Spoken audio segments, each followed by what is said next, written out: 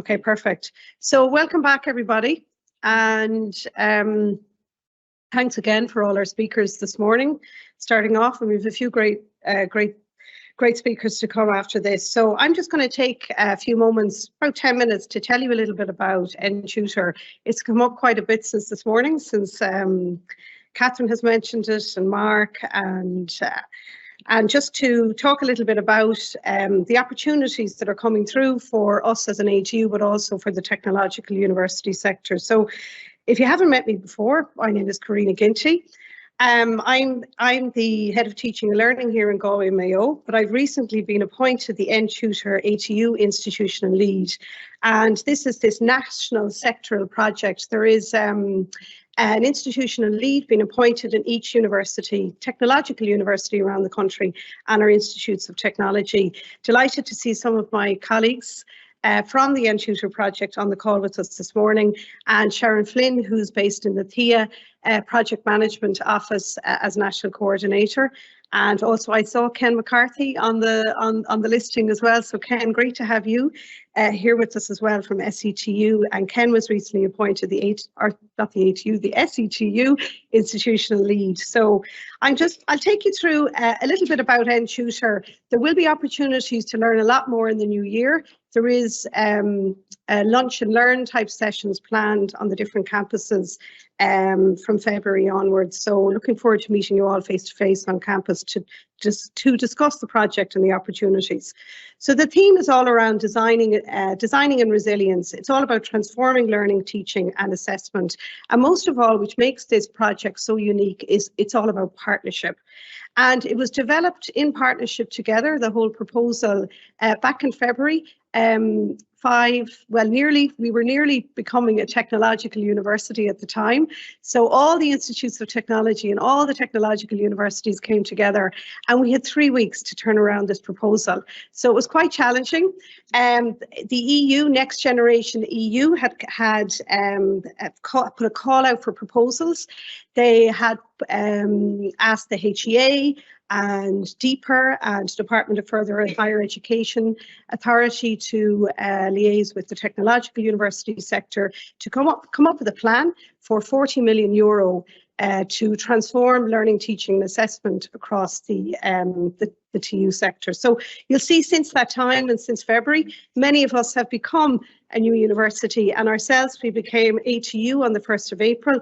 MTU became a little bit earlier than ourselves. SETU was in May, and TUS earlier again, and TU Dublin, as you know, was in the last couple of years. And we have our colleagues in Dundalk Institute of Technology and IADT also involved in this initiative. So we've come together developing this suite of work packages. The whole idea is to, I suppose, mobilise us on kind of a national scale to deliver best practice in a suite of initiatives that will transform the learning experience.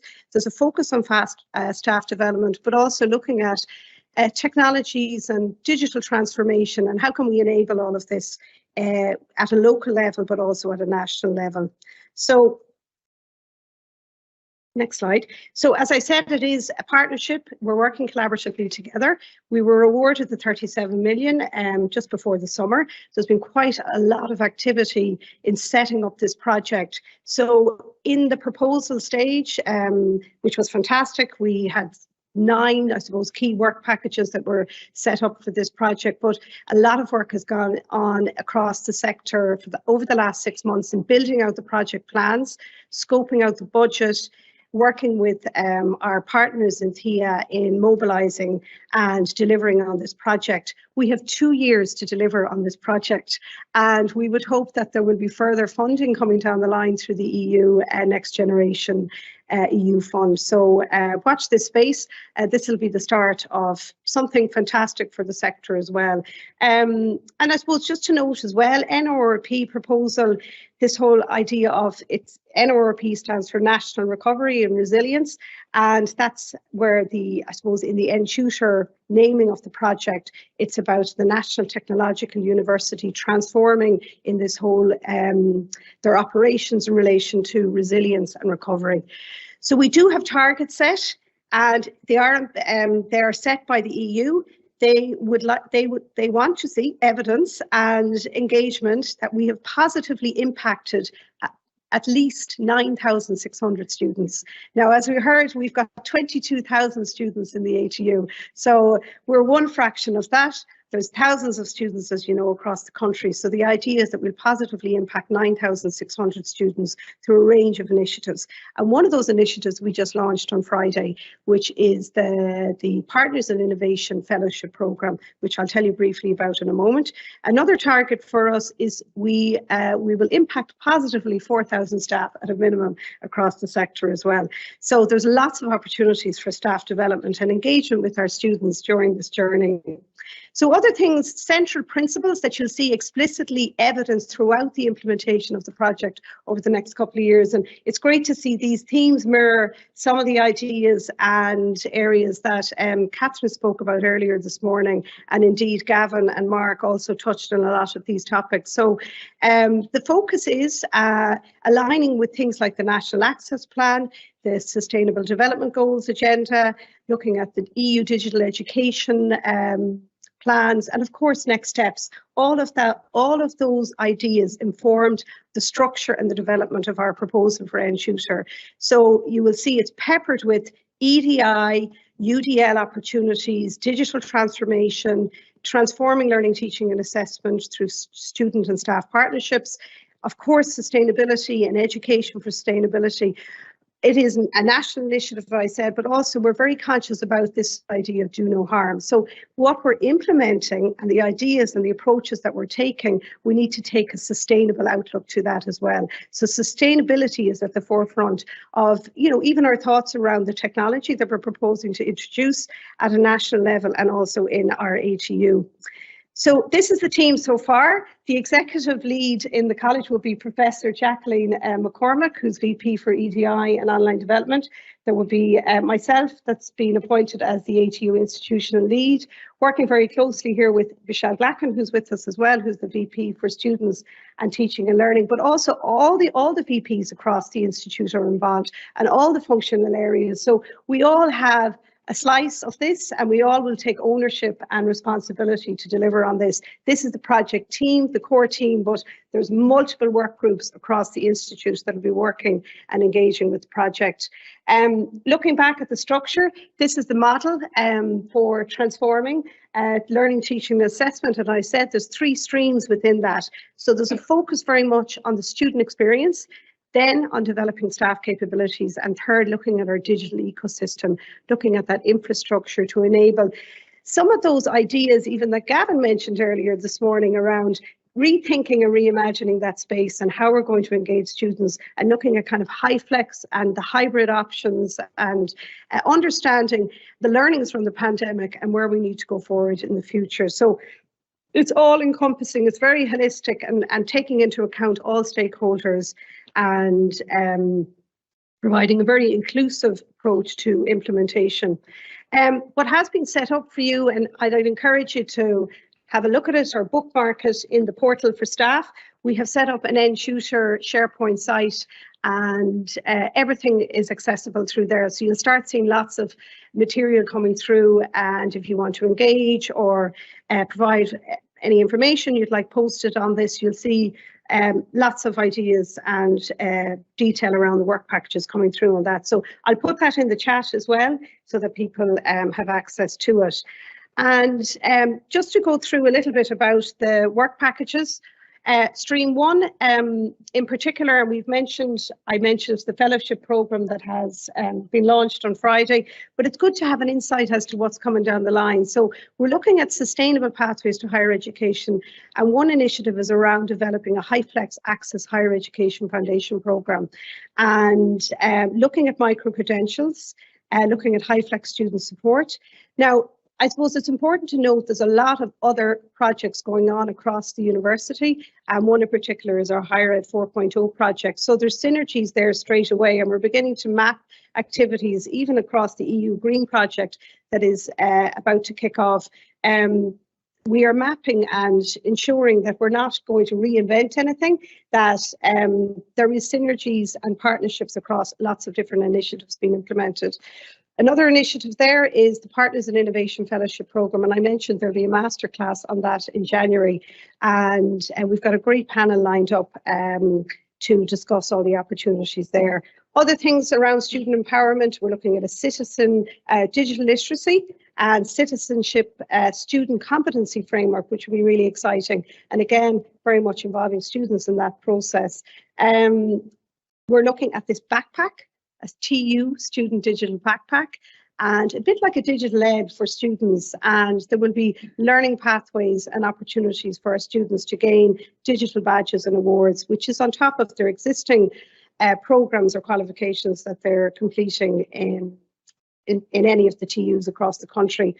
There's quite a bit there under staff capabilities as well, you'll see. And there's going to be a recruitment of champions. So you probably remember when during the I Know project, we had a team of digital champions that did amazing work across the ATU in developing digital capabilities. We're looking at a similar champion network, and not just here in ATU, but it will be across the country, who will take on some leadership roles and building out capacity within this area. A champion network as such on this curriculum framework that we planned to implement. And this new curriculum framework will take into account things like the Sustainable Development Goals, EDI, and UDL, and digital skills, of course. So lots coming down the line there that you'll hear more about that in the new year. And on the third stream, it's all about our digital ecosystems and that digital infrastructure. So what we've learned over the last 6 months is there's lots of agreements in place with EduCampus, and we're seeing gaps in our own provision in ATU, and our colleagues across the country have also seen, and you know, we're at different levels of development, our universities, and some need certain add-ons and others may not. We're looking at perhaps developing and expanding on Banner 9's functionalities and looking at different kind of plugins like that will enable registering students on things like micro-credentials or multiple courses through a tool called Study Paths, which will come online. But which is really exciting for us is looking at the classroom spaces and looking at kind of hybrid and on the on-campus digital environment, and how can we further enhance that. And there will be an audit and a review across all the campuses in ATU, so that there's equity and fairness around those that implementation. So finally, just to finish up on this initiative, this fellowship programme, so it was launched on Friday. And I'll put it again in the chat. And I think Sharon also shared the link to the TIA, the national website in TIA has shared the link to that. It's also available in our own SharePoint. So we have in ATU, we will be awarded 21 of those 100 fellowships across the country. And we will also be highlighting within the scheme of 100, there will be 2 fellowships in that whole 100 that could go to anywhere in the country, and it'll be based on, I suppose, the highest scoring rating and maybe the highest impact level involving students and staff. So they will be quite special in the pack of 100. All of this will lead to, in April 2024, I suppose a national type conference and symposium to bring staff and students together, and there will be a certificate of recognition awarded at that. So just to note that date, all of these themes will be discussed, and Mark mentioned them earlier. It was great, that was highlighted around UDL, academic integrity, education for sustainability and digital transformation. So we would hope there would be fantastic ideas coming through from the ATU. And just remember, in staff applications being submitted, you must show evidence that there is student involvement, whether it's your class or a small cohort of students, or it's a whole program, you know, a program of students, or maybe you're involved in the whole campus. But so looking forward to seeing those fabulous ideas.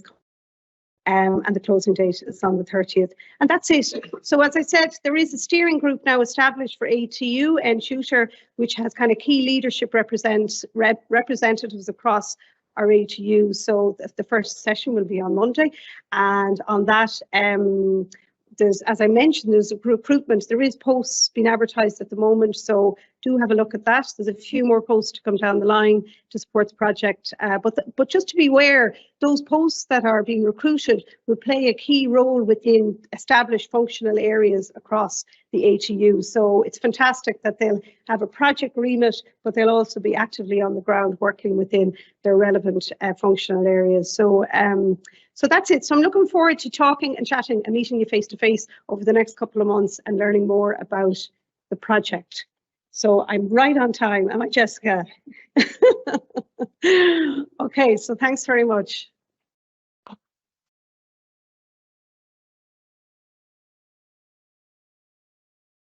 Any questions? No questions. Any questions here?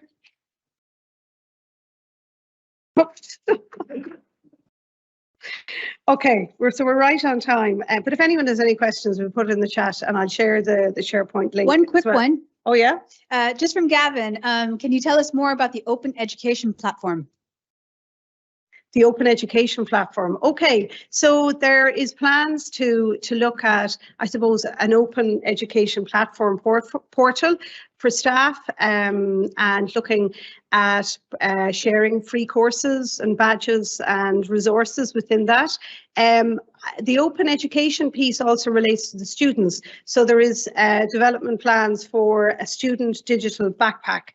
And the idea is that that might sit kind of on a web interface or on a VLE environment, and a bit like a digital ed, Gavin. So students would go in and they would do a kind of a capabilities audit, self-assessment. They'd be presented with a couple of learning pathways that might cover things like the Sustainable Development Goals, community engagement, and other kind of topical extracurricular opportunities that students can build up over their lifetime. So the idea is that we'll set this up and pilot it and put it up and running, and then we'd be looking for further funding down the line with perhaps NTutor 2 that would further enhance and develop this. But we need kind of proof of concept first and get the students engaged and get the learning paths up and running and the infrastructure piece. So so does that answer it, Gavin?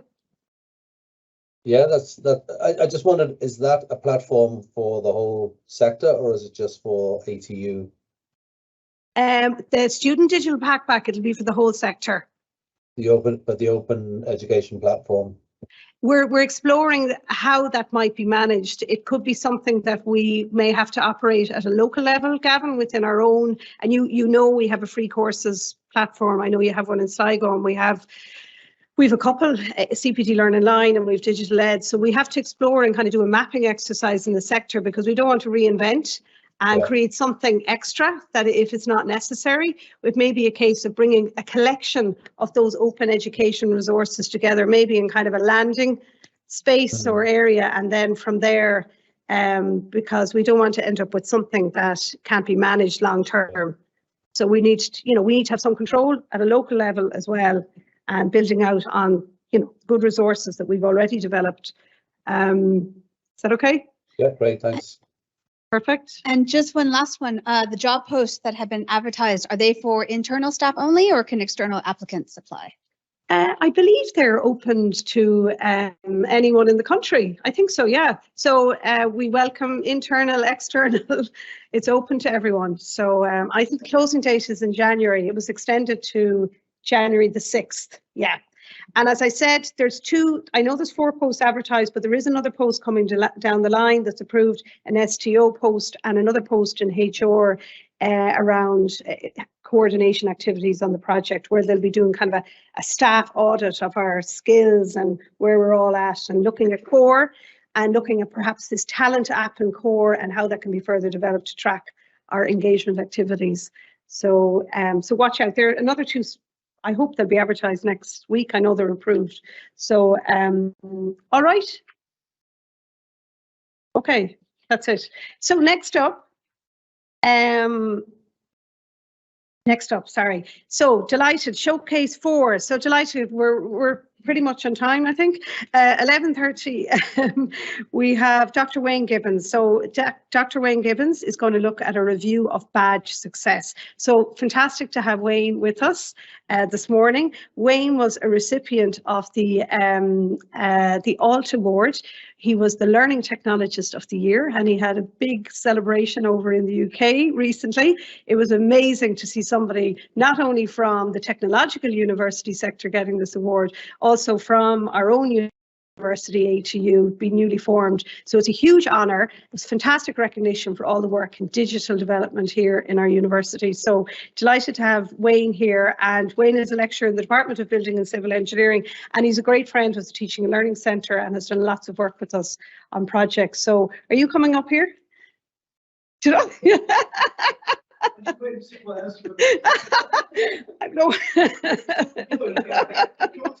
It's like an award ceremony.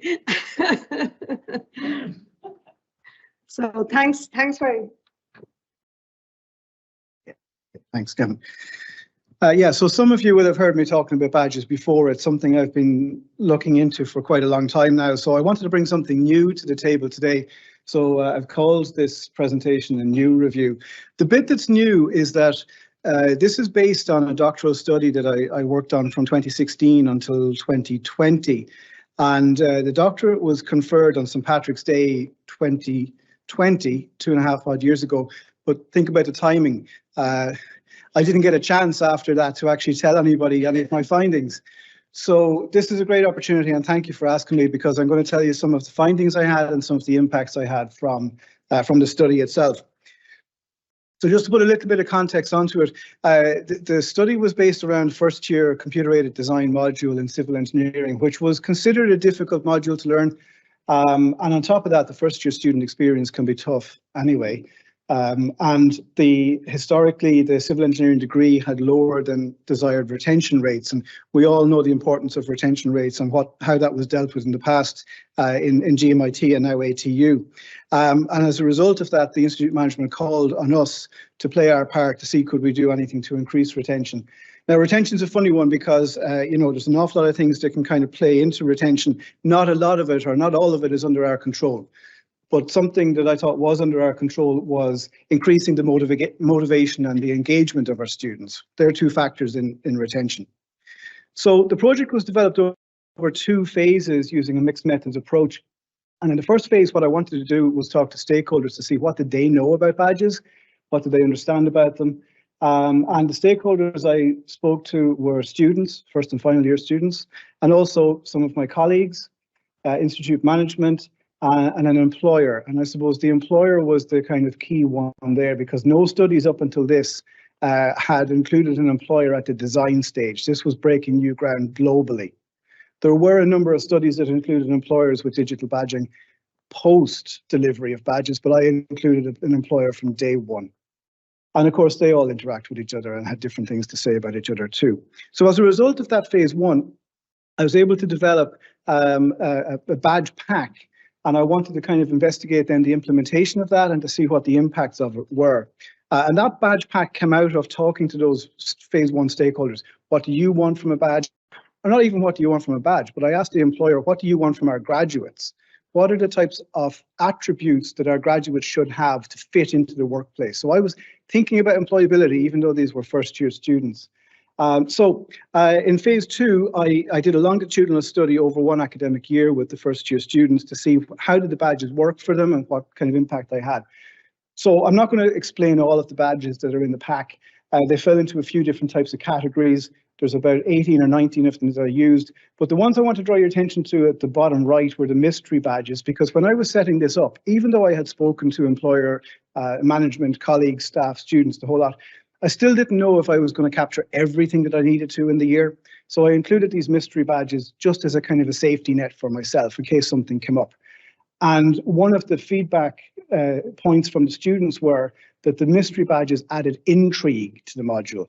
Now, I'd never heard a student tell me before that they were intrigued by my module. But in that particular case, he said that he made a conscious decision to come to class because he thought maybe there's going to be something happening today that there'll be a badge for. An unexpected but very positive outcome for me. So it was really that I put those in. They were very effective. But what I wanted to really focus on is the impact of it. And this is the bit that I never really got a chance to talk to people about 2.5 years ago. Okay, so this is the new bit for most people, the impact of the work.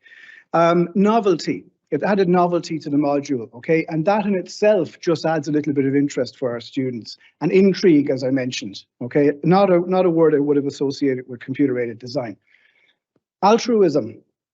It's a funny one to kind of measure this, but one of the badges was centered on peer learning, where a student could nominate one of their classmates if their classmate had been helpful to them. And I'm going to show you in a minute a quotation from a student to explain what I mean by altruism. But again, an unexpected but very positive outcome. Cultural change. The cultural change that this inspired was around attendance. Normally, when we speak about attendance, the language can be quite negative. You're going to fail if you don't attend. So this gave us an opportunity to change that around. If you attend, you're going to get a badge. And then, you know, these are first-year students, so they're not going to be employed straight away afterwards, but they can go home at Christmas and show mum and dad or whoever it might be, look, I've got a badge for 100% attendance. I'm turning up to my classes. There's a bit of value in that, okay? And that did encourage attendance. It promoted encouragement to the students, particularly for people who weren't at the top of the class. So you get a student who might get 41 or 42 in an assignment, and then if they get 51 or 52 the next time, they got a badge for improving. And it just was a little bit of a pat on the back, which gave them a bit of confidence and a bit of improvement. These are things that can be done without digital badges. We can give our students encouragement and confidence, but the badge is a token for them that they can take away and show to other people. It's a little bit of extra proof, I suppose. Peer learning activities. So the students that were engaging in peer learning activities could issue badges to each other. And this was all about being helpful. If student A helped student B could nominate student A for a badge. This person was helpful to me. This is what they did. This is how they were helpful to me. Can we please give them a badge? And that was really important to recognize. This is activity that can go on anyway, but when I spotted it in the class, I thought, here's an opportunity to recognize it in some kind of a formal way. Links to employability, because our employer was involved from day one, and a lot of the badges were geared up towards recognizing and rewarding attributes that the employer wanted.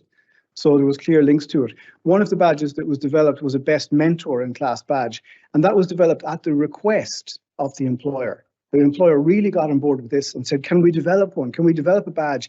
And they wanted their company branding on it and everything. And it became the best mentor in class badge. And the student who received that badge was brought into the office by the employer, a consulting engineer, a multinational consulting engineer with a large office in Galway, and spent the day going around the design office, looking at the different departments. They gave him a lunch. They treated him like royalty for the day. This is a first-year student who now has a foot in the door of an employer. Overall increases to engagement and motivation. So these were measurable. I don't know if I have graphs. Yeah, I have some information or some numbers behind this. But the type of motivation didn't change. Broadly, and to simplify motivation, is intrinsic or extrinsic. Well, the type of motivation for our students was predominantly intrinsic anyway, so that didn't change. But the level, the extent of the motivation did increase, and the categories that it increased on were interest and enjoyment. The students were more interested in the course because of the badges, and they enjoyed the course more because of the badges, and that drove their motivation. So this is a very simple graph. When my son saw me making this graph, he was saying, Dad, it only took me a minute to make it, but it took me 4 years to get the data. So what we have there is 2015, 2016, the first year retention from first year into second year in civil engineering was down around 60, 65%. In 2017, that jumped. Now, badges, I have to be honest, were not the only reason for that. We tried a few different things in civil engineering to increase it, but certainly my research would show that the badges were a significant factor in that. So we're now up on around 80, 85% retention. So, you know, these, you know, statistics are statistics, but this is what we were getting out of it. Again, the first time attempt grade increased from just under 50 to around 56. That's an average across the class, which again just shows it is a difficult module to learn. And the pass rate increased. At first time attempt, the pass rate went up from 72% to 85%. So all very positive and all linked back to, in that particular example, that graph, that was directly relatable to the badging, as the students recorded it, or as they told me. So what other people can learn from this is that this is a proven framework that you can use for developing and using badges.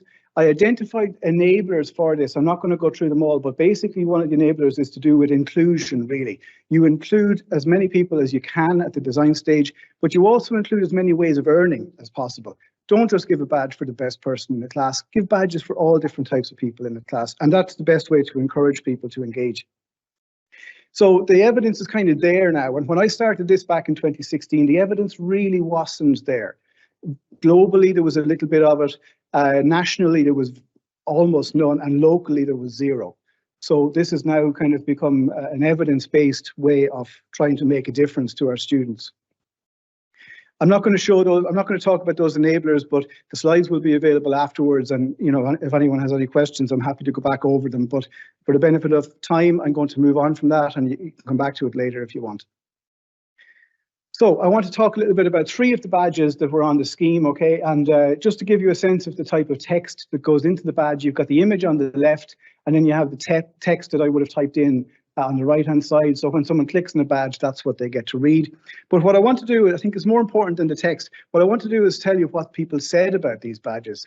So here we have the institute manager talking about the attendance badge.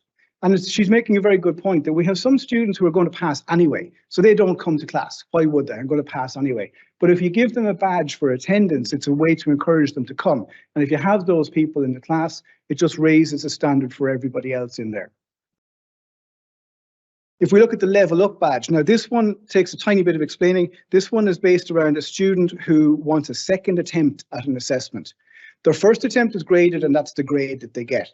But the second attempt is for them to kind of prove to themselves that they were able to do better. So they send me the second attempt, I check it. If it's better than the first attempt, they get the level up badge, which basically says, look, you were able to do better. Fair play to you. The exam didn't suit you, but you are capable. Again, it's a pat on the back, but not everybody went for this. The type of student who goes for this is the type of student who will make the effort to make themselves better. Not everybody will do that. Some people are happy with their first grade. Now, what the employer said about that badge was that the individual who takes this on, knowing that the grade won't change, but that there's going to be an improvement for that person, that's what they want. That's the type of person they want working for their company. What the employer said to me was, this is the type of person who's not going to turn off the computer at 4 o'clock on a Friday, knowing that if they spent another couple of hours, they'd actually get the job done or make the job better. This can't really, we've no real other way of measuring this in college. This is kind of unique in that sense. You could, of course, give them a second attempt and give them a grade for it, but now they have a token to kind of prove that they can do better. So the employer loved that one. The buddy badge then was the one for the peer assisted learning, where the students were able to nominate each other for this badge. A lot of text on there, wouldn't expect you to read it. But let's just have a look at what the institute manager said about this. Just recognizing the fact that engagement goes beyond attendance. Engagement includes the students talking to each other. And sometimes when energy levels drop in a class and you ask them to work together in a group, those energy levels begin to come back up again. And all of a sudden they're engaged. And one way to encourage that is to give them this little reward that they can give to each other. It's not quite as simple as just giving a gold star in primary school. There's an element of that to it, to be honest, but it goes a little bit beyond that. So it is that kind of gold star, really. And this one, I think, is probably the most important quotation on the entire slide deck. This is what the student said about this. Now, this does blur a line into learning styles, and we all know that that's kind of a little bit out of fashion now. But what he's saying here is that if I can learn how to do a particular task and show it to one of my colleagues in a way that they'd understand, this is the important bit, they can then go on and show it to somebody else. So this is where the altruism comes in. This is not a student who's just out for something for himself. This is a student who knows that if they help somebody, that person can then go on and help somebody else. Now, I never would have guessed that that was going to come out of the badge. Never. You know, we all kind of know, we all have an idea what digital badges are and what they do. I had no idea that that was going to come out of it. So again, another kind of a positive thing to come out of it. So that's really just a quick run through of the findings that I didn't get a chance to share with you until now. And I'm really glad of the opportunity to have done so this morning. So thank you for listening, and some contact details for anybody online who wants to take a snapshot of that. You can reach out. I'm more than happy to talk to people about my journey and help you with your journey if you're thinking about doing digital badges. Thanks very much. Is there any questions from here? I love the badge, the collaborative learning badge. And I noticed that in the chat as well, Neve has recognised fantastic for UDL for recognising UDL principles in your design thinking process. So great work. How have you found post your PhD now and post the glory of the award? I'm still in that. Eh? Have you implemented new ideas in your teaching practice this year in digital badging that, you know, other kind of reflections on the whole learning experience? Yes, so I suppose two points to that.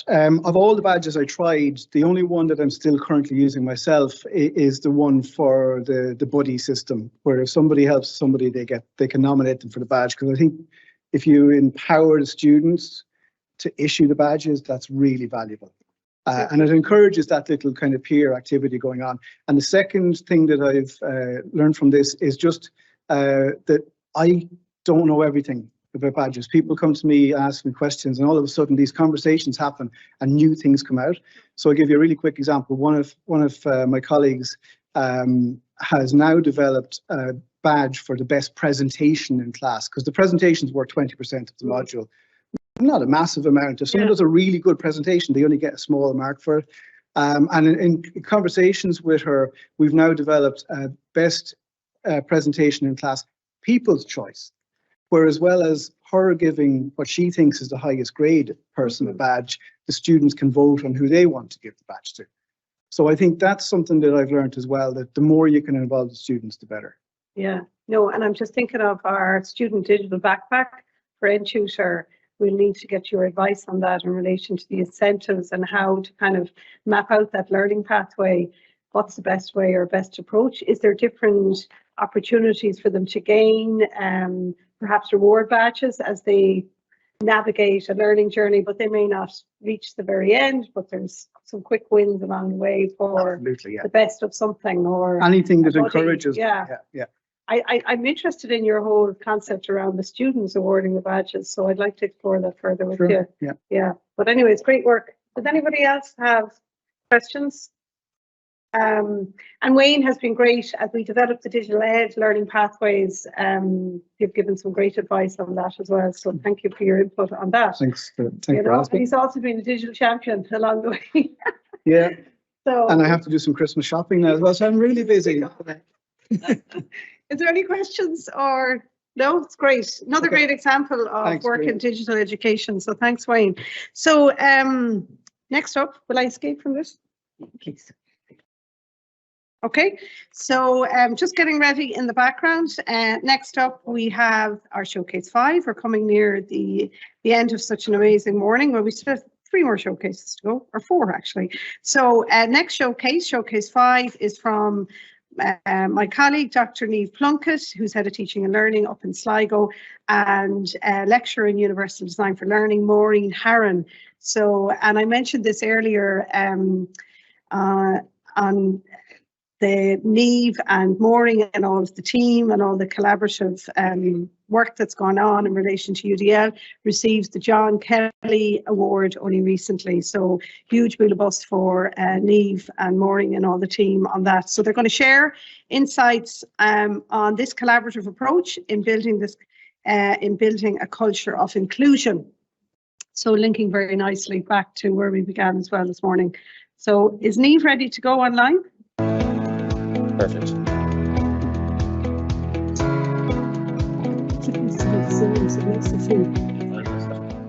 My name is Neve Plunkett and I'm the Head of Teaching and Learning at ATU Sligo. Throughout this presentation you will hear from many of our ATU colleagues and students, and together we will share our UDL journey with you. It is important, however, to set the scene so that you understand how UDL progressed initially at ATU Sligo, formerly known as IT Sligo, and how we quickly garnered support to create a UDL community of practice across all of ATU. So this presentation will focus on 3 key areas: our governance and organisational change, moving from 3 individual institutes of technology to 1 university, the innovative approaches we adopted to implement UDL and engage our staff and students in the process, and our future plans to progress the further implementation and progression of UDL across ATU and beyond. We use the tagline and logo, climbing the UDL ladder, because that is exactly what our journey symbolises. Starting out on the bottom rung, working our way up, but all the while supported at the top. It is this top-down, bottom-up approach that we believe has enabled our ambitions and success. After successful submission, IT Sligo, in collaboration with Letterkenny and Galway Mayo IoTs, were redesignated as Atlantic Technological University on the 1st of April 2022.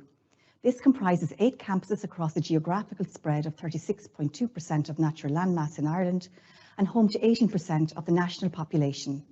ATU brings together a student population of over 20,000 full-time, part-time and online students across 4 faculties and over 2,200 staff. The ATU serves the west to northwest of Ireland, including Galway, Mayo, Clare, Roscommon, Sligo, Leitrim, Donegal, Cavan and Monaghan. The Teaching and Learning Centre within ATU Sligo has driven all UDL initiatives within the college to date, with the aim to anchor UDL as a viable teaching and learning framework. While the Institute's Strategic Plan 2017-22 actioned the implementation of UDL across all programmes in Sligo, there was limited evidence of staff awareness and no one designated to drive or lead UDL. The establishment of the Teaching and Learning Centre in 2017 provided a timely opportunity to support the introduction and establishment of UDL as a teaching and learning framework. Maureen Harn, in her role as Disability Officer, and myself organised many workshops, guest speakers and events to help staff understand the principles of UDL and how beneficial these are in their teaching and supporting students' learning. What we believe sets us apart is that for the past 5 years, there was no specific post dedicated to implementing UDL, but rather the coming together of like-minded colleagues who firmly believe that responding to various accessibility concerns within higher education is not an option but a responsibility. In 2019, we established a UDL working group comprising of academics, librarian, instructional designers, disability support officer and student rep. The group have been pivotal in actively promoting UDL through a variety of workshops, digital badge attainment, UDL-funded projects and research. Over the past 18 months, the amalgamation of 3 institutes to form ATU entailed not only the joining up of systems, approaches and procedures, but also the Teaching and Learning Centre in Sligo quickly responded by moving UDL developments from individual silos to one ATU collaboration. This year, we established a university-wide ATU Higher Education UDL Centre of Excellence, with developments directed through a UDL steering committee to optimise inclusive teaching and learning practices within each faculty across ATU. The collaborative John Kelly Award provided us the ideal opportunity to reflect on what we have accomplished and to consider our next steps. The UDL Development Infogram highlights all the developments and initiatives we have been involved in since 2017. This was not our vision or work plan, but rather depicts how UDL organically developed initially across IT Sligo and over the past 2 years across ATU. Throughout this presentation, we will explain the various initiatives to provide you with a deeper understanding of what we did, are doing, and our future plans.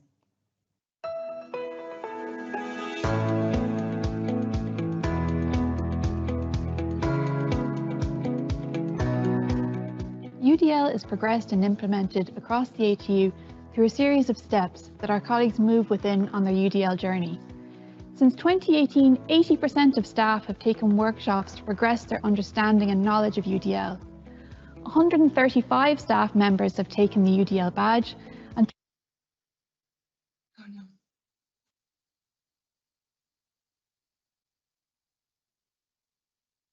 12 have progressed to become UDL badge facilitators. This year, approximately 80 staff have signed up to take the badge across the ATU. The Postgraduate Certificate in Master of Arts in UDL is a new Level 9 program that commenced this semester. The aim of this program is to further in the field of research in UDL and further in higher education.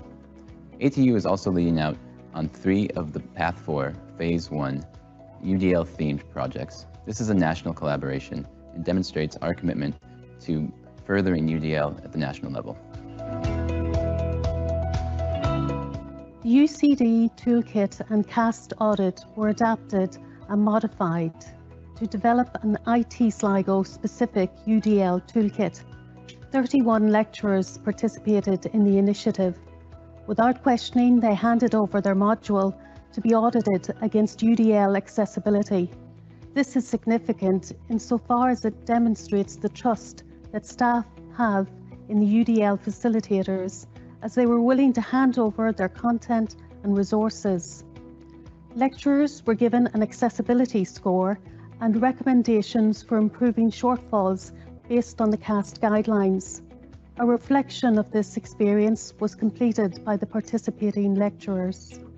The curriculum management software Module Manager, where modules and programmes are first constructed, has been adapted in order that the principles of UDL are automatically embedded during programme construction in the following 3 areas: learning outcomes, teaching and learning approaches, and assessment strategies. Blackboard Ally integration. An accessibility tool has been integrated into Moodle, our virtual learning environment, to improve the overall student experience through the availability of improved accessibility formats of content. This innovation allows students and lecturers to access and provide materials in alternative formats. The Ask Me Anything clinics are provided for staff to ask questions about applying UDL into their practice. This innovative approach to support allows for staff to connect and gain support for specific accessibility issues across curriculum, materials, and teaching and learning approaches. The Lunch and Learn sessions offer a series of specific UDL topics for staff to learn more in support of their UDL journey. This is an informal discussion setting where staff have the opportunity to have a UDL discourse within a community of practice. Further information on these initiatives and useful UDL resources are available on the Teaching and Learning UDL Moodle page. As Vice President for Students, Teaching and Learning, at every senior management fora, I strongly advocate for the embedding of the principles of universal design for learning in programme development, delivery and assessment to support the learning experience of students of Atlantic Technological University. Our students are telling us that our commitment to UDL is making a difference to their student life. UDL working groups established within each ATU college comprises of a range of members from faculties, student services and student representatives, many of whom are graduates of the National Forum Digital Badge. The group is responsible for ensuring consistency of UDL implementation across the university. Members of the UDL working group are also known to staff, and the constant engagement with staff at all levels on all resources available and support within UDL implementation has been very positively evaluated, as evidenced with the UDL staff survey conducted and attendance at UDL events and conferences. In addition, the ATU have been collaborating with Donegal, Mayo Sligo ETB and Galway Roscommon ETB to jointly create a UDL regional hub, sharing best practice and UDL resources. We have created a bank of useful resources available on the Teaching and Learning UDL Moodle page, which is available to all staff.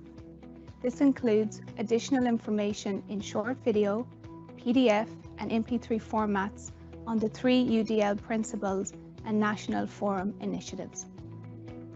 The 2021 and 2022 ATU UDL conference was a collaboration across the 3 ATU UDL working groups, building a community of practice within the west and northwest of the country. On request, following the 2022 conference, we facilitated workshops for over 30 nurse educators and practitioners interested in using UDL principles in healthcare CPD training and programs. As a result, many are now enrolled on the digital badge. Lecturers who previously undertook the UDL digital badge redesign nominated student groups to take part in focus groups to gauge the effectiveness their redesigns had on the student experience. 4 student focus groups were conducted, comprising of 12 students in total across 3 faculties. From the focus groups, 4 common themes emerged, which are authentic learning, flexible delivery, preference in the lecture structure, and visuals. We learned that students need to be aware of how they learn and what is available to enhance this experience. By educating students on the UDL principles, we are ensuring that it is okay for them to be active participants in their learning. Students value the opportunity to provide feedback on their learning experience through module and programme evaluations. Students are actively encouraged to participate in our UDL conference, and in 2021 and 2022, they participated and demonstrated their inclusive learning approach through poster presentations. UDL was embedded in our international virtual exchange experience. Across cultures, we could express our creativity through a variety of different assessment methods. During our collaborative online international learning COIL project, we were given the opportunity to express our learning in a variety of ways. We were empowered to make choices in relation to how we demonstrated our learning as a result of our project work. The recent establishment of our Higher Education UDL Centre of Excellence will lead and support UDL implementation across the ATU. The work of the Centre will be captured through detailed key objectives, deliverables, and resources. The 3 teaching and learning programs across ATU embeds UDL within the content of specific modules. Recognizing that future educators who teach need supported instruction on implementing UDL into programs, ATU have specific programs that include a UDL digital badge, such as the Early Years Educator in the Bachelor of Education program starting this semester. At every opportunity, the ATU are embedding UDL into academic programs of learning. The ATU Teaching and Learning Centre are represented on the National Steering Group to develop a UDL digital badge for professional support services. Likewise, the UDL Centre of Excellence will provide an opportunity to initiate a more targeted approach to empower the student voice. This will be achieved through workshops, events, and the development of a digital badge in collaboration with the Student Union to create the UDL understanding for students. Following measurement and evaluation of these initiatives, the next step will be progression to student representation for UDL inclusion at program level. This can be accomplished by a panel formation to target the student voice across all courses and stage of implementation. Our aim is to engage further with international collaboration by fostering transferable inclusive legislation to the Irish context by, for example, looking to our Norwegian colleagues. As ATU lead on the development of a UDL national charter under Path 4 Phase 1 funding, we are collaborating with the Centre of Excellence in Universal Design, along with other colleagues across the sector. It is envisaged that development of a charter will lead to a national policy in UDL. Other organizations can learn from our example and use our implementation process to guide their own systems and processes with understanding and implementing UDL within their institutes. We have learned from other institutes in the same way and have used resources to make them bespoke to our unique context. The ATU UDL Centre of Excellence, as a first priority, has developed a digital resource comprising of all of our initiative information, recordings of workshops, conferences, case studies, interactive tools, self-assessment audits, curriculum development videos, and accessible digital tools as a shared national resource within higher education. We've accomplished so much in a short amount of time, and now with our centre established, we have clear objectives and timelines to commit taking UDL to the next level.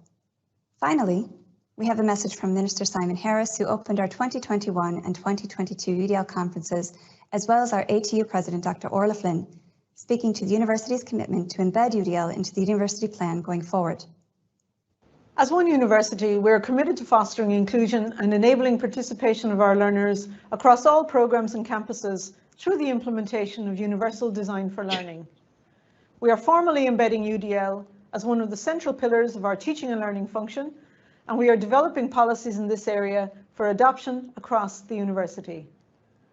What has been most impressive over the last few years has been the adoption of UDL across all our campuses.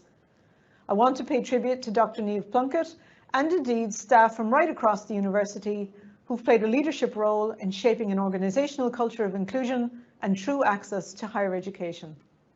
I want to commend everybody here in ATU Sligo for the substantial progress that you've already made when it comes to UDL, for the high quality education experience that you're providing to students, and that is making education more accessible for a much wider range of learners. It is true to say, and I mean this genuinely, you're leading the way here in Sligo, and as I travel the country and as I talk at conferences and I meet with others, what's happening here in Sligo is what wants to be happening all across the country. For further information on any of the developments that were mentioned here, please contact us at teachingendlearning@atu.ie, and please follow us on Twitter at ATU Sligo TLC. Thank you for listening to ATU's collaborative approach to progressing UDL within our university.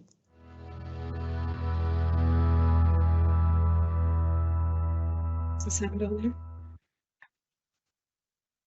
Thanks very much, Niamh and Maureen. Excellent. Great to see that video again. That was the video at the Fellowship Award, or sorry, the John Kelly Award, and it just demonstrates. What's the sound of? It demonstrates such collaboration across the ATU. All the faces involved in the video. Niamh, fantastic production. So, is there any questions here from? I had a question around the badge, so it's fantastic. We're up to 135 in the UDL badge, and they're ready for completion, isn't it, in the new year, Niamh? They're working through the process at the moment. That's right, Karina, and actually Maureen will also, as part of our PG Cert Teaching and Learning in semester 2, the badge is automatically embedded in that particular module. So if anybody is interested in completing the badge in semester 2, just get in contact with Maureen in case you've missed this iteration that's happening at the moment with the National Forum. Fantastic. We have a small 5-credit module in UDL in teaching and learning that is launching for the first time in the new year. It'll probably take off in February. Laura Hegarty and Katie O'Dwyer are going to co-deliver it. So it'll be great to work with Maureen on that as well. So I'm sure they're going to be in touch with you, Maureen, to collaborate. It's the first time we developed it on the back of the badge as part of programmatic review last year, so and the badge is embedded, but we'll have to look at all of these and ensure we have kind of a good profile and showing the learning pathway of all the opportunities for UDL in certified learning. So it's brilliant. Is there any other questions here? And it is part of NTutor as well. We're going to recognise and reward colleagues engaging in CPD and UDL, and I know Niamh and Maureen have a lovely project planned linked to NTutor, which will be rolled out as well. Any further comments? Are we okay? Yeah? Okay. So listen, sorry about that, the video, but typical when you go live, it's different to the room. Every day is a learning day. So next we have another a live broadcast piece that's coming through from Donegal from our colleagues. We have showcased 6 implementing universal design for teaching and learning in a hospitality management program in Killybegs in ATU. So fantastic to have Patrick Brennan and Eloise McGinty who are going to give us an insight into this showcase from the Department of Tourism and Sport in ATU, Donegal, Killybegs. Are you okay there, Patrick and Eloise? Great to see you. Good afternoon, all. How are you? Hi. Thank you for How is having it us. up there in Donegal? Is it Wonderful? The hills of Donegal frosty? is singing. We're looking forward to Frosty? Christmas bells. Do you snow up there actually? Not yet. I say we're not too far away. Okay, I think it's just in the Midlands. So anyways, so you're going to share. I think Kevin is directing you online, and I think that's the best way to. Yeah. Perfect. Thanks a million. I'll try to share now, guys. Thank you. Just one moment now. And then we hit record. Now, just to mention as well, all of these talks will be broken up. Sean and Kevin are working on that afterwards, so we'll be able to just take them as short video clips, the various different showcases. And what we'll do is we'll populate them all in digital ed in a special space, and then that people can access open education, Catherine. Is that coming through there for you guys? Not yet. What were you saying there, Jessica? Should we share now? Okay. Everybody will receive a copy of the slides from this morning, this afternoon.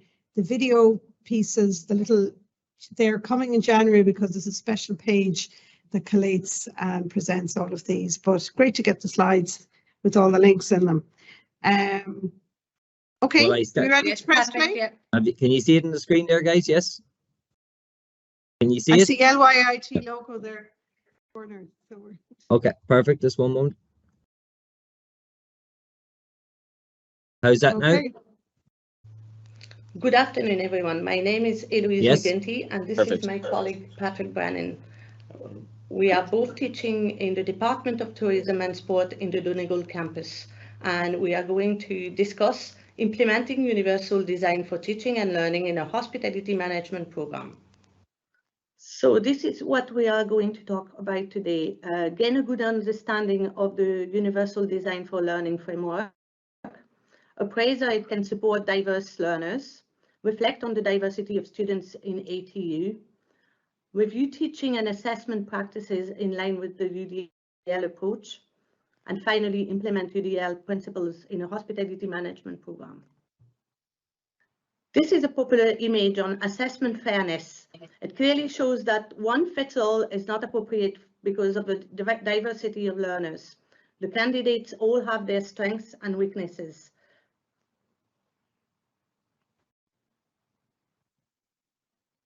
And the next images there are illustrating that offering the same accommodation to all will not necessarily be enough to cater for everyone's needs. Ultimately, removing the barriers is the best option, and this is what UDL aims to achieve. What is UDL? It is a set of principles aiming at catering for the needs of our increasingly diverse students. It ascertains that learning abilities are not the only factors of differences. It is a teaching and learning strategy that gives equal opportunity to succeed. It enables educators to analyze their teaching practice. It also teaches us to become more flexible and more creative in teaching and assessment. And it has taught us that a one-size-fits-all approach is not appropriate. A hospitality management program aims at equipping learners with skills and knowledge to address the hospitality environment. We have a diversity of students with different thinking styles, language, ethnicity, experiences, nationality, gender, age, physical abilities. Our students' learning styles and abilities are not suited to traditional methods of teaching. UDL is a framework to develop lesson plans and assessments that is based on three main principles: the why of learning, the what of learning, and the how of learning. And we will discuss these three principles in the next few slides. The first principle we will discuss is the affective one. This is where educators have to look for multiple ways to motivate their learners, keep them engaged. There is not one means of engagement, but rather multiple options for engagement, as each learner have their own motivation because of their social background, prior learning, culture, and personal references. How can we provide multiple means of engagement in a hospitality management program? First of all, offer a friendly and pleasant environment so as to help students cope with subject anxiety, and help them develop personal coping skills and strategies. Make sure each learner is going to set clear goals. Use of authentic resources. So in languages, for example, we can use newspaper, listen to the radio, browse websites, and in the restaurant situation, it can be live service. Provide a real audience, so that could be discussing with native speakers, and for the restaurant, again, the live service. Active participation, variety in the activities and tasks, so make sure that you change tasks and activities often so that you cater for as many learning styles as possible. Frequent feedback via peer assessment, self-assessment, and formative and summative assessment. Thank you, Eloise. Now, ladies and gentlemen, my name is Patrick Brennan. I'm going to bring you through the next half of the slideshow. It's recognition network. The what of learning representation is what we're going to discuss now. Learners differ in the ways that they perceive and comprehend information that is presented to them. For example, if you look to my right here, representation of what learning, the variety of information formats. As you can see in the images here, you have the visual, the text, and then in the next picture you have a classroom, the old classical style classroom environment. And then you have the video, the visual aid supports there, and then down below you have the laptop, the technology, and then the small bubbles of multiple colors where you have the peer group assessment, peer group work, and then you have the audio visual there as a speaker amplifying. Provide multiple and flexible means of representing what is to be learned, representation. Clarify the vocabulary and the concepts in what of learning. Following from the what of learning, multiple means of representation in the hospitality management program. Load material in advance of the class taking place, so students can look in advance of the content that they're going to be covering in class the next day.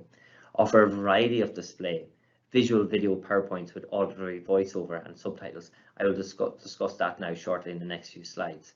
Visual cues, images supplemented by labels. Design clear slides, use of aerial font. Avoid overcrowding the slides with the same titles. Clear headings, use of multimedia to cater for various learning styles in the classroom. Now we'll discuss the how of learning, action and expression. Learners differ in the ways that they can navigate a learning environment and express what they know. We want to look at providing multiple means of assessment, multiple and flexible means of action and expression, so that all students will be able to demonstrate what they have learned and still achieving the learning outcomes. So some students may be more comfortable with doing a voiceover video PowerPoint presentation, as other students might be more comfortable doing a written assignment.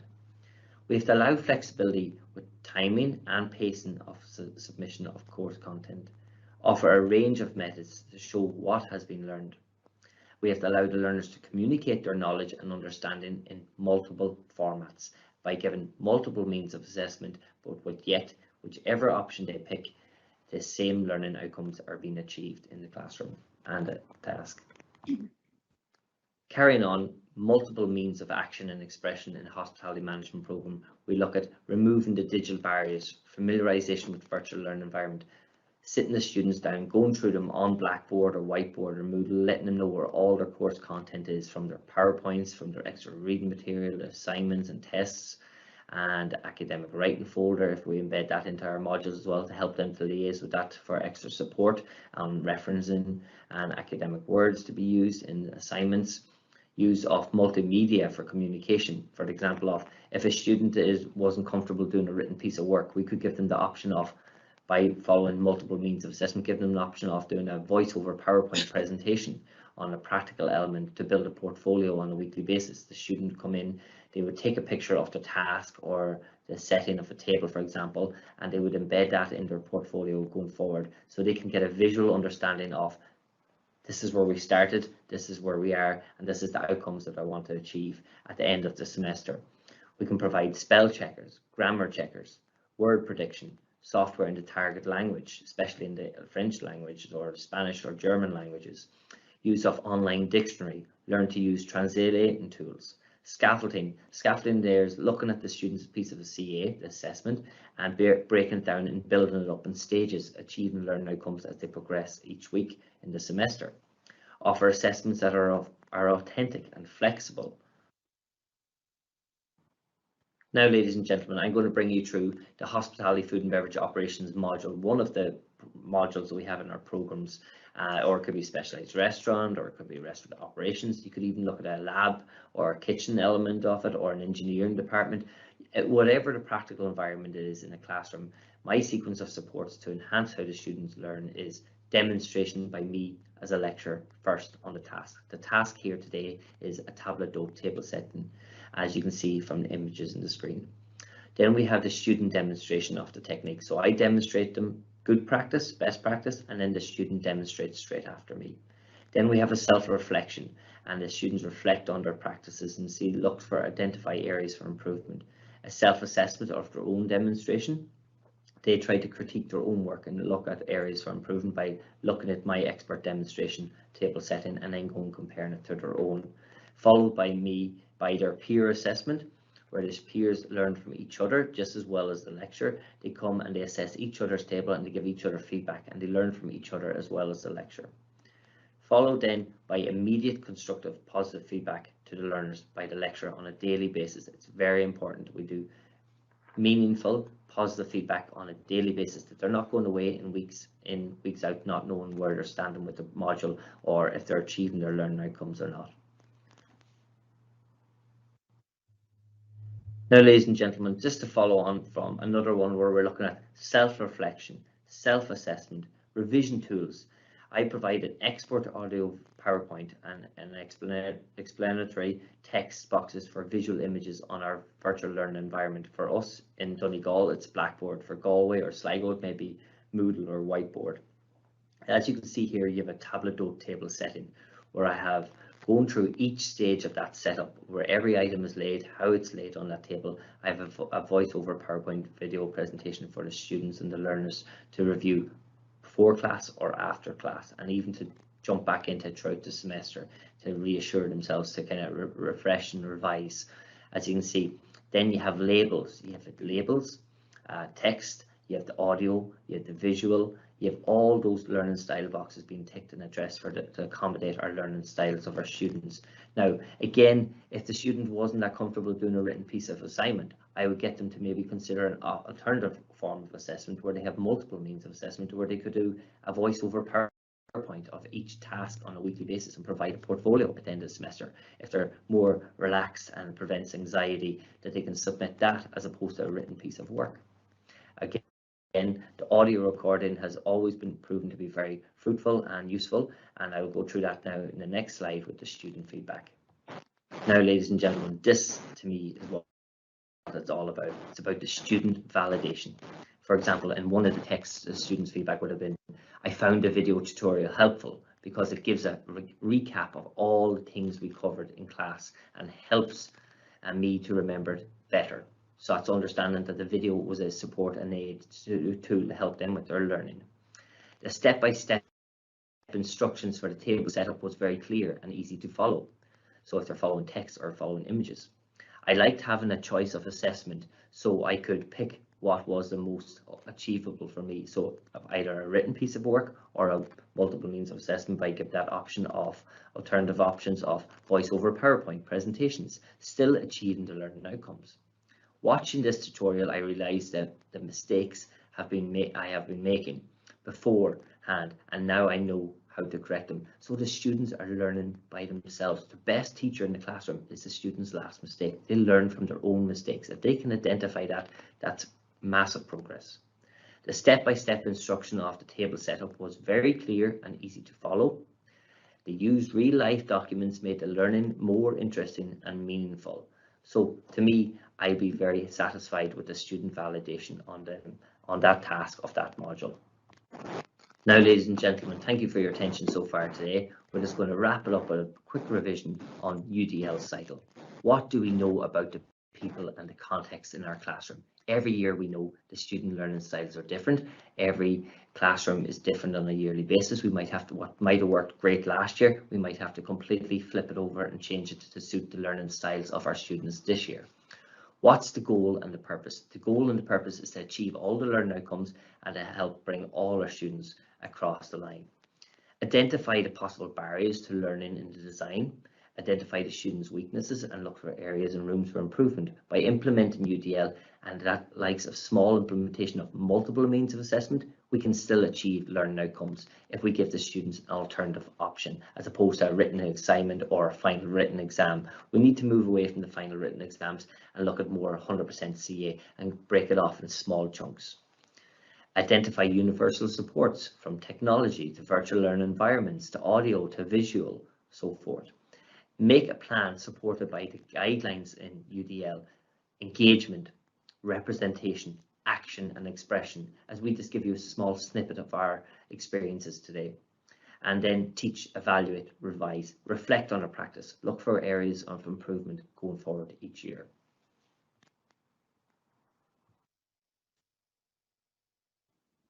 Now, ladies and gentlemen, on behalf of Eloise McGinty and myself, I'd like to thank you for taking the time to listen today. If you have any questions, feel free to look at our PowerPoint slide at the very start where we have our email addresses. And again, there's one for everybody in the audience. Check your UDL score by clicking on this link in the gold star. And we'd like to wish you a Merry Christmas and a Happy New Year and hope to see you in the future. Thank you. Thanks very much, Patrick. Thank you. Thanks very much, Patrick and Eloise. That was fantastic. Thank you. we don't have time for questions. So if anybody has any questions, please do put them in the chat. Has there anything that came through there that is we need to raise? Nothing at the moment, but thanks so much for sharing. And again, another example of excellent practice in UDL. So next up, we have a colleague also from Donegal, or from Letterkenny campus, from ATU Donegal. We've Dr. Kevin Meehan, who's going to talk about dynamic digital scaffolding, an approach to encourage autonomous learning using intelligent automation. So thanks, Kevin. And then we're going to conclude the session this morning with Gabriella, and I see you're here, so great to have you, Gabriella. Okay, so thanks a million, Kevin, and we'll hand over. Sharing the screen. Yeah, I'm just it just inconveniently froze. It inconveniently froze as I was trying to share it. Can you hear me okay? Yeah. Yep, I can hear you fine. And are you able to see the screen? So I need to swap that around. I'm hoping you can see the right screen now, yeah? Yeah, that's the right one. Okay, thanks very much for giving me the opportunity to present the work that I've been doing. So I'm Kevin Meehan, I'm a lecturer in computing at ATU Donegal in Letterkenny, and what I'm presenting is sort of my findings from I took part in the MA in Learning and Teaching with Dr. Deirdre McClay, and as part of that I had to do a dissertation, and I thought, you know, it would be a good idea to learn from the students and what they're finding with the whole online learning. So what I was doing was just to give a sort of introduction to what I mean by digital dynamic scaffolding. I want to improve the autonomous learning of students. That was the main aim of the overall research project.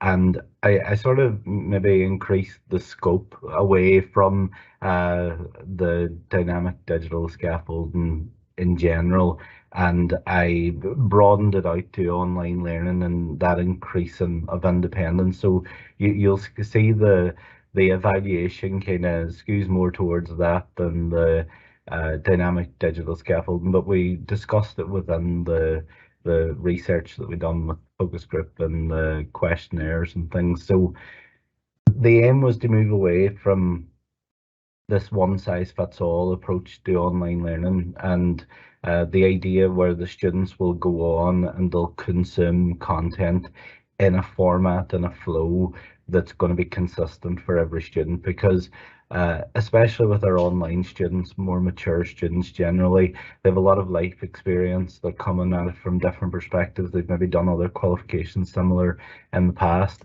and it's this, like the definition of autonomous I'm using is I got this from Google whenever I was putting the slideshow together, haven't referenced it there, but having the freedom to govern itself or control its own affairs is a sort of idea of autonomous learning that I'd never really thought about, because whenever I approached this digital dynamic scaffolding, I was thinking, I'm a computer scientist, I was thinking of automating things and automatically filtering and you know, hiding stuff that they shouldn't see, and that was the approach that I'd taken. And I done a bit of that in this project, and I sort of learned a lot through this, that control was really important for students. They decide what they want to use, what they don't want to use, and what's useful for them. So the overall research questions was looking at the teaching strategies first. So like the scaffolded supports through the teaching strategies, and we used different strategies and talked about those within the focus group of the students, and then the learning modalities as well. So there was a mix of video content, some sort of practical computing activities that they had to complete, challenges, things like that, interactive type of content for those kinesthetic type of learners. And then, you know, there was ordinary sort of supporting materials where there was book chapters and, you know, extension activities and things like that that you would normally have within the module. So the research topics focused around the idea of independence learning, independence in learning, and how to improve that within online students. Adaptive learning, and this was my main focus at the start, and I used Panopto for doing this. I've since had the opportunity through the HE 4.0 to explore H5P and the interactive facilities that are available through that platform, and that's absolutely brilliant. I would have used this in this project if I had access to that then.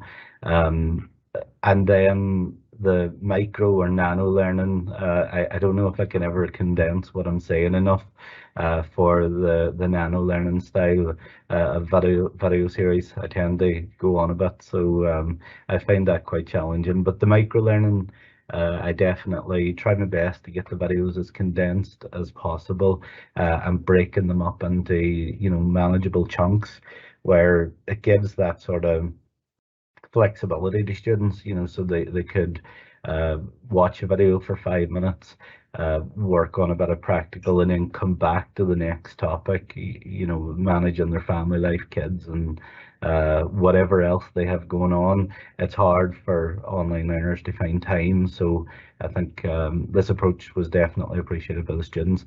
And then the digital scaffolding was something where there was a mix of different types of digital scaffolding that was used. Through Panopto, we were doing sort of questions throughout videos, where it was like quiz questions embedded in the videos. There was questions that were there just to sort of have formative assessment at the end of a video to assess where they're at for themselves, self-assessment. None of this was part of their actual assessment. Then there was some that, you know, if they got it after the first example, it jumped past the second example. So there was a bit of that I used in Panopto. And then the scaffolding where they're being asked, you know, the video stops, they're asked to go do an activity, and then the solution to that was provided then afterwards. So a few different examples using a few different tools.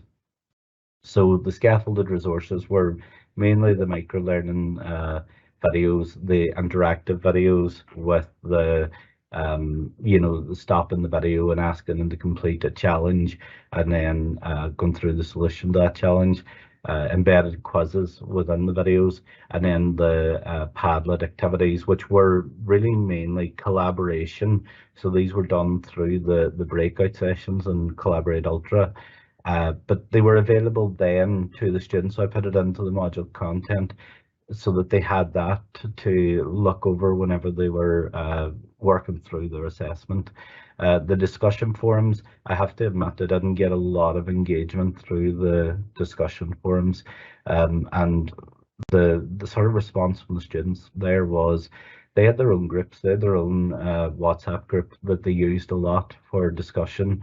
And in the focus group, I asked them directly, you know, do you feel more comfortable asking questions in the WhatsApp group than you do in a group where I have access to? And they did admit that they do. So this would be their sort of first protocol, where they would go to the WhatsApp group and find out, is this a valid question? Am I being stupid? Did I miss something? That kind of thing with their peers. And then after that, if there's others that can't answer the question, they would have tended to email me as opposed to using the discussion forum. So that was something I guessed, but I never actually questioned students on that, so it was interesting. And then the independence was the project-based learning, which was their assessment. Everybody was doing different projects, and they were applying the course content to those projects. And then there was the additional reading that related to whatever they were doing their project on, and then linked resources for some of the technical material that we were covering. So the way I actually formed the research, or my method overall, was they had 8 to 10 weeks of actually using the learning environment, using the content that was available, trying to learn from different approaches. So we had a live session every week for an hour. There was some material that was made available beforehand, like a flipped classroom style, using the micro learning videos, and then there was supporting material that was released after the class for those that maybe needed a bit of extra support after what we were covering in the class. Then after that, I had the focus group. I had 4 students in the focus group. By luck, 2 males, 2 females, so it was nice the way it landed.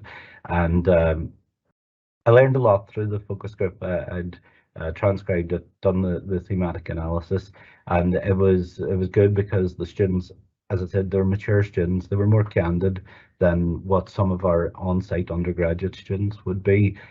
So it was interesting, some of the observations they had.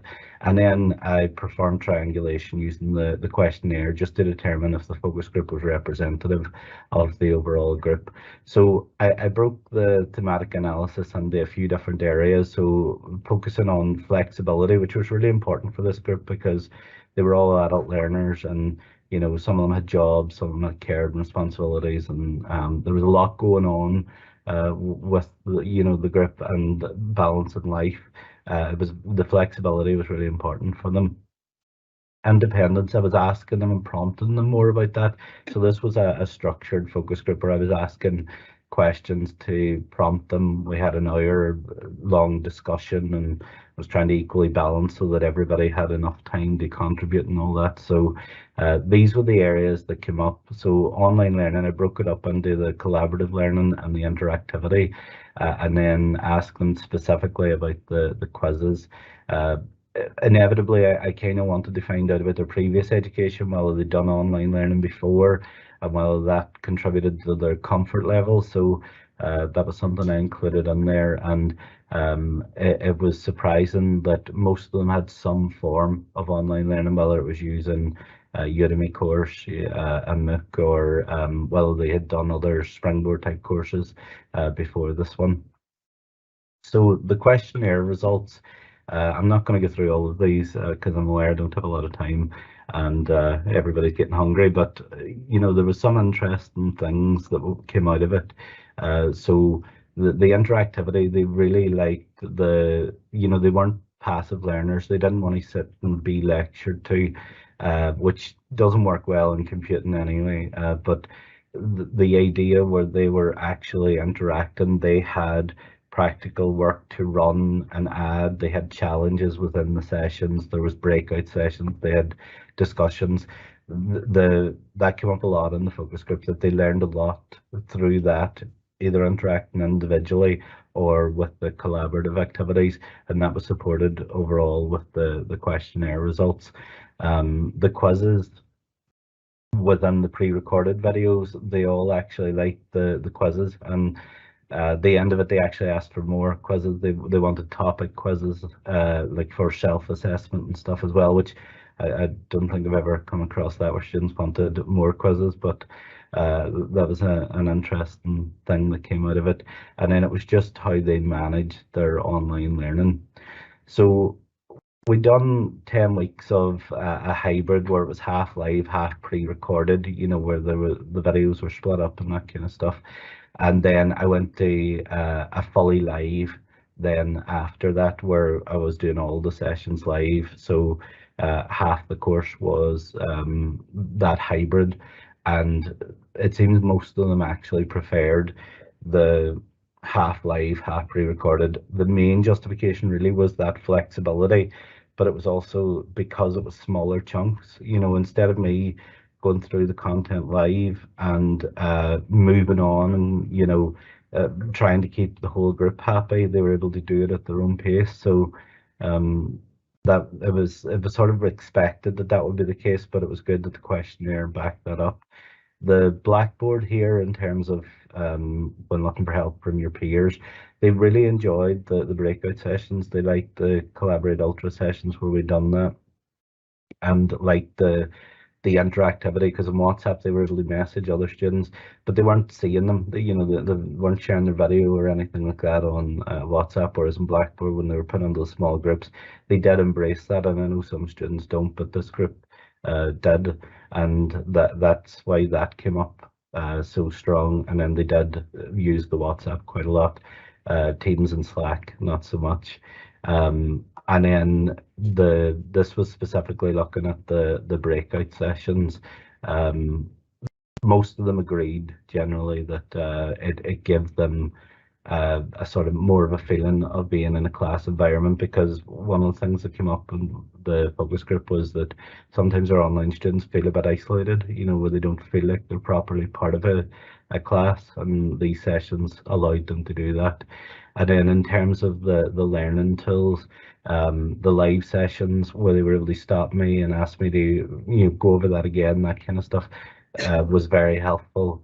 The short videos with challenges they found largely very helpful. And then also the knowledge checks there and the quizzes. As we can see, the discussion boards not so much, but the questionnaire did sort of compound what was talked about within the focus group. So essentially what they were saying was, they liked the quizzes and knowledge checks. They sort of, how effective they were, because I'd done a lot of different interventions within the action research. I don't know the impact of all, and that's one of the main limitations. Where the scope was too much, but I was just interested in what they would respond to. They did like the embedded quizzes within the videos, and the videos embedded within the learning environment. The co-creation stuff, where they were working with Padlet, they were talking through assessment with me and changing assessment. They enjoyed that kind of stuff as well, and I think that definitely contributed to their satisfaction overall. So I don't know whether the scaffolded resources added as much as that, or what the impact was overall. And generally they didn't like to learn passively. They wanted opportunities to interact, and collaborate with each other within the learning environment. So the results were interesting and warrant a further longer study than what we have. More diverse group of students, these are computing students, lifelong learner type students, most of them were mature, and I think some of this can definitely be more generalized, but it would be interesting to do a further study to find out more about that. I'm going to stop it there and Thanks very much, if you have Kevin. any questions. Thanks very much. And I'll ask if anybody has any questions to put them in the chat, because we're gone 15 minutes over now, or we're actually more than that, are we? Yeah. So, so thanks a million, Kevin. Fantastic work and really well done in your Masters in Teaching and Learning. Is it just completed? Yeah, well, I think it was completed over the summer, graduated there in November. So happy to have it finished. Very forward and really interesting research. I'm looking forward to reading more on that. It's very relevant to, understanding where we're going in relation to the post-pandemic experience. So are you going to plug in?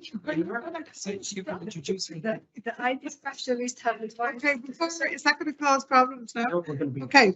So great to have Gabriella here. And Gabriella is flying the flag for all of our graduates from the Certificate in Teaching and Learning here today. We had 12 fantastic colleagues that completed the programme this year. And she is going to finish us off with showcasing her teaching and learning e-portfolio that she developed as part of this. And she's also working with students on e-portfolios as well. Is that correct? So, and just to mention, we have projects underway across the ATU in e-portfolio development. So do find out through our Teaching and Learning Office, our Teaching and Learning Centre in Galway, Mayo. There's lots of opportunities to engage in that project. So I'll hand over to you, Gabriella. So thank you. Hello, everyone. My name is Gabriela Gliga. I teach in marketing in the Department of Enterprise and Technology at ATU Galway. And I am aware the only thing in between you and lunch is this.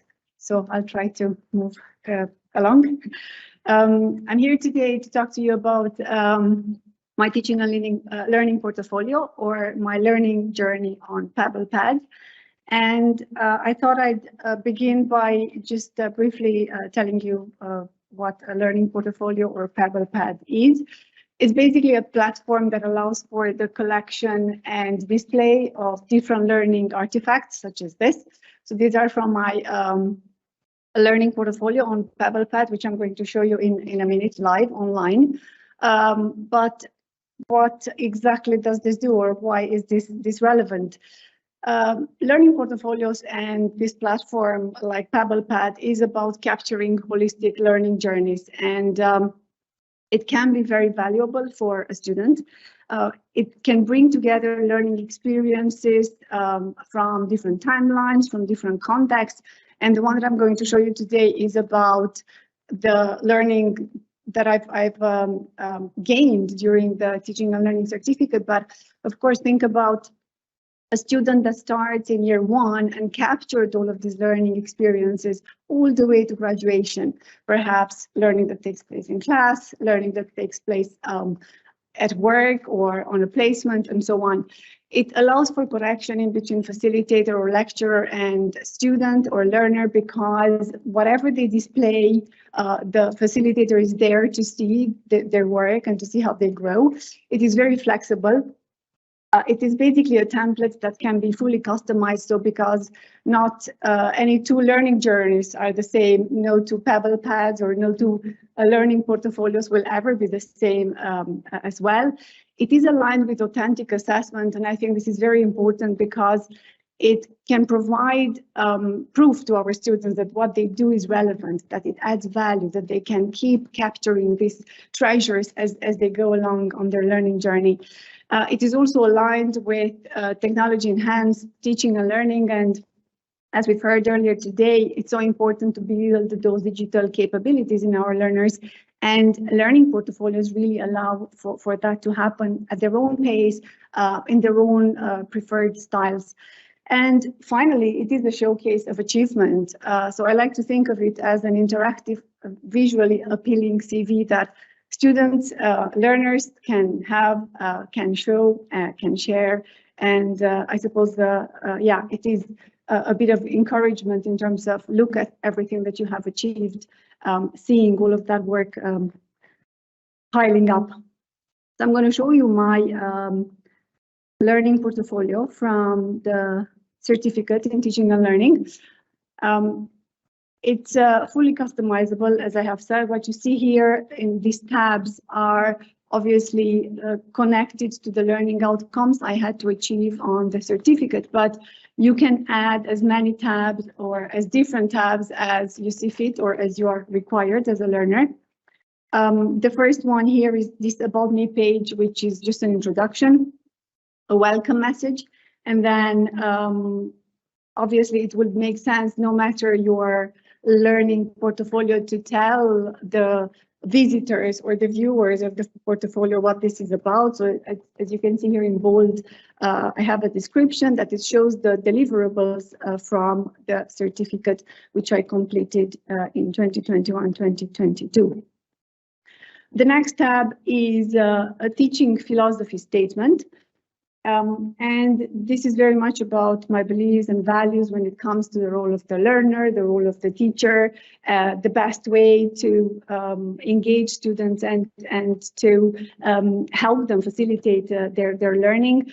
Now, the great thing about PebblePad or other learning portfolios is that you can always extract something from anything that you do. So as a matter of fact, the assessment on the certificate was a traditional essay on the educational theories and the way we apply those theories in our teaching. But as Karina and Pauline advised us, we extracted the essence of all of that, I suppose, into this teaching philosophy statement. So it's the same for any student. Any activity that they do, they can choose what they display on their learning portfolios. Another set of important learning outcomes was, of course, about the way we teach, and we have had to provide evidence of lesson plans and digital resources and assessment strategies. So I'll just show you very briefly a sample lesson plan. Again, I have an introduction here telling the reader what this lesson is about, what was the purpose, the learning outcome that were meant to be achieved. I have the actual images of the lesson plan. The one thing that PebblePad doesn't do very well is it doesn't like Word documents and it doesn't like PDF, but it loves images. So all of these are images. However, PebblePad allows for all of this to be linked. So I have, you know, the full real documents that can be accessed here. Also, what PebblePad does, it allows for the integration of any sort of interactive material that you might have used. So for instance, in this lesson, I use Mentimeter to deliver the whole lesson, and you can see it here, the slides, and you can also see the student engagement and the answers they have provided on the day. So again, PebblePad allows all of this content to be displayed and for the visitors to have this interactive relationship with the content. Also here, we have digital resources. That was another learning outcome we had to deliver on the certificate. The way I structured it is around 5 main types of exhibits, such as recorded lectures, reusable digital object, Mentimeter, which I used quite a lot during the lockdown, Padlet, which is great in terms of visual and audio content. The students like to express themselves using these technologies. And then I also used Flipgrid. Flipgrid is really good, particularly for year 1 and year 2 students, because it allows for short videos that students can record themselves and post. And it was really useful because they didn't know each other. It was great to have this sort of a database where everyone said, hello, this is me, and something about themselves. It helps students to connect with one another and to associate names with faces and so on. Then a tab on research, but again, this is fully customizable. It's my articles and my research interests and conference presentations and so on. And then this tab, the final tab on reflections, is a tab that I find it is growing even after my completion of the certificate, because Karina has really inspired us to engage in this reflective practice, to think, okay, I've been to this workshop, I've seen this presentation, I've been to this event, so what? What does this mean for me as a learner, for me as a teacher? So I have the few reflections from the certificate, but in the meantime, I have added. So for instance, I've completed the Education for Sustainability module with Mark, and I'm going to implement an intervention on sustainability with one of my groups next year, and I've written something about it. And of course, as you can see here, new page, you can keep adding and you can keep reflecting and improving your portfolio as you go, because you always learn, isn't it? So final words, it's this question about using a learning portfolio. I remember when we were first introduced to PebblePad, the people in the room were like, well, why are we doing this? You know, it proves actually it's so useful to have after the completion of the certificate. And it's a tool that I keep coming back to. I think its value stands in the fact that it grows with the learner. As I said, any student can use any approach to it, can add material as they see fit. It is modular, it spans across any topic and any module, and it can capture any learning experience, again, allowing for learners to do that in the way that they like. It allows for these diverse learning styles we have been talking about all morning. It's quite inclusive. It allows for individuality and creativity, and hence it can be quite impactful and engaging. It is shareable. You can, of course, share it with your lecturers, with your teammates, with your peers, and not least important, with your employers, because As we find in recent times, particularly in marketing, for instance, employers nowadays ask not only for a CV, but also for a portfolio of work. So imagine if we empower our students to have these portfolios ready to go when they finish modules, when they finish their final year, and so on. And that is it. Thank you very much.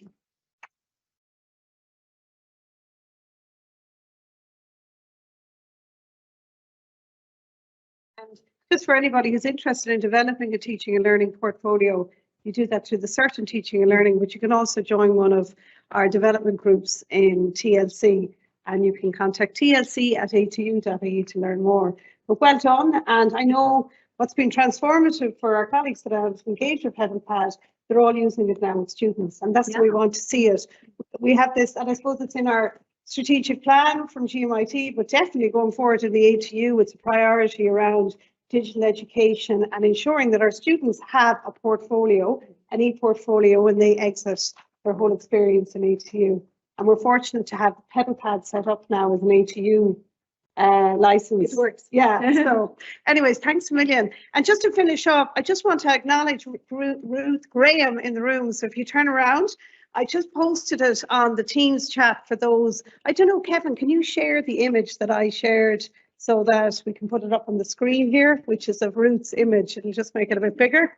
It's in the chat. If you, oh, is this Gabrielle's computer? No? Yeah. Okay. Oh, here, see that. Yeah. Okay. Oh yeah, just go to Teams. Yeah. I just think it's amazing. She's been here since the crack of dawn, building this, well, literally, because when it got bright at 8 o'clock, and I know Jessica has been here with her. So I wanted to say a couple of thank yous when Sean is fixing that. I want to give a huge thank you to Jessica Tuffy, who does amazing work in coordinating with all in teaching and learning in Galway. So thank you, Jessica, for organising a lot of this work. Reaching out to colleagues, Niamh and Deirdre, for all their input and the presentations today, and Gavin Finch, and also in Sligo. And we had fantastic keynote, excellent keynote. I'm so inspired by your talk this morning, Catherine, and you always leave us with a lot to think about. And certainly we'll be taking those messages through in all these projects we're involved with, like EU Green and Enshooter. And I hope we can continue that conversation together in the new year. And just a huge thank you to the TLC design team, amazing Sean and Kevin and Orla that are here. And I know Emma does a lot of work to help in the background as well. Thanks, Emma, for all your work. And who am I leaving out? Thank you, Michelle, for being here. Michelle, our Registrar and VP for Students and Teaching and Learning. So lovely to have you here, Michelle, with us. And thank you to everybody. Have I left anyone out, Jessica? Thanks for coming, and have a wonderful Christmas. And we're looking for ideas into the future, how we might position this showcase going forward, and how we maybe take it on the road across the campus. And it might move locations, who knows? And I really like that idea of the mingle. Angela and Michelle was telling us about that event. So happy Christmas to everyone in Sligo and to Donegal as well. So thank you very much. Oh, and this is this is up live on the screen, so you'll see, but we'll get proper images shared with everybody. This is amazing, the work so Ruth has captured. And it's lovely to see it on one page, the summary of the whole morning. So thanks a million, Ruth. You're super talented. Oh, look at that. You could go into, oh yeah, brilliant.